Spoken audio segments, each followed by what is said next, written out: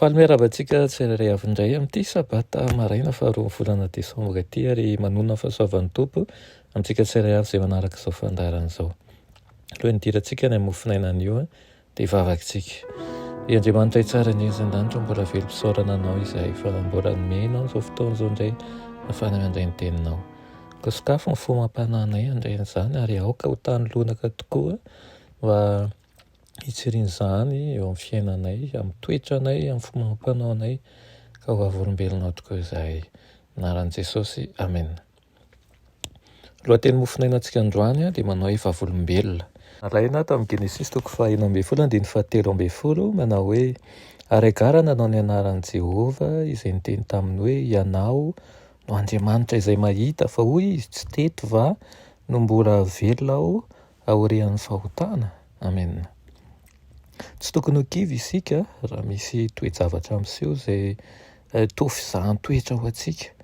Aoka ho tsy alaky tezitra ihany koa ianao fa hifehy-tena kosa ao anatin'izany. Rehefa amin'iseo ny toe-javatra izay toa tsy mifanaraka amin'ilay boky mpanoro hevitra lehibe dia aoka tsy ho simba nandrahona ny fiadanana izay fanananao.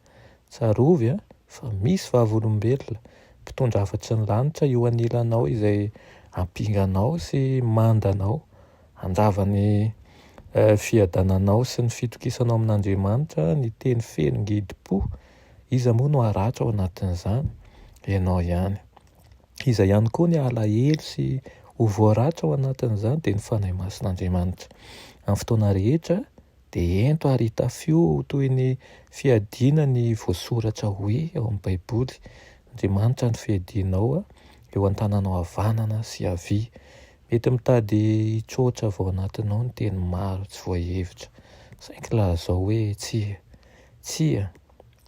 tsy hametraka ny tongotro eo amin'ny faritan'ny Satana hoe tsy hafoko ny fiadanako sy ny voninahitro amin'ny mahazanak'Andriamanitra hoe tsy hala eo amin'ilay lalana azo antoka hoe dia ny eo anilan'i Jesosy izay nahafoho be ho ahy tokoa.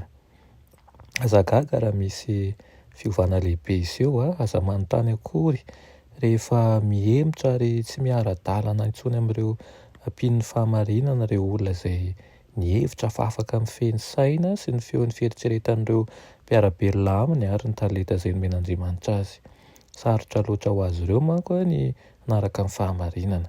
Rehefa hitany fa tsy maintsy maty ny amin'ny tena ary koa miaina ny fitsipiky ny fandavan-tena izy ireo dia tsy faly satria tsy ho azo ny atao ny hanome fahafaham-po ny fanirena mivaivay ao anatiny dia ny hifehy sy hanapaka ny hafa. Iseho ny tena toetrany ary hiala tanteraka amin'ny finoza izany sasany. Hoy ny Jaona voalohany manao hoe avy tamintsika ihany no niala ireo nefa tsy mba namantsika izy. Dia hoy inzay izany filazan'i Jaona azy dia tsy maintsy hiseho indray izany amin'izao vanim-potoana iainantsika izao. Fikiro ilay fahamarinana izay sarobidy sy namasinina amin'izany fotoana izay dia namana mahatoky indrindra no miara-dalana aminao ary ny ambony indrindra amin'ny anjely no mandinika ny ataonao. Izy manome hery, izy ihany koa manome fanantenana koa dia alao hery ary aoka ho feno fifaliana, feno voninahitsika amin'ity maraina ity ka hiteny tokoa hoe tsy misy mahasaraka antsika ny amin'ny fitiavan'i Kristy. Amen. Ray Andriamanitra tsara ny an-danitra mbola misaotra anao ny amin'ny toky izay omenao anay amin'ity anio ity.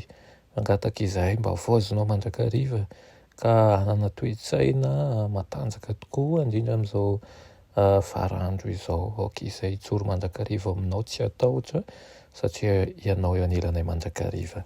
Anaran'i Jesosy, amen.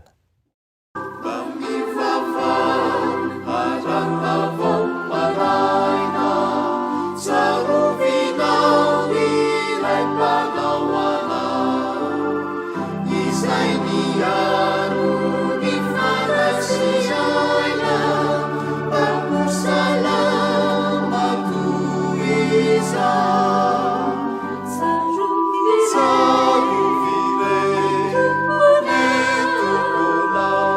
piaro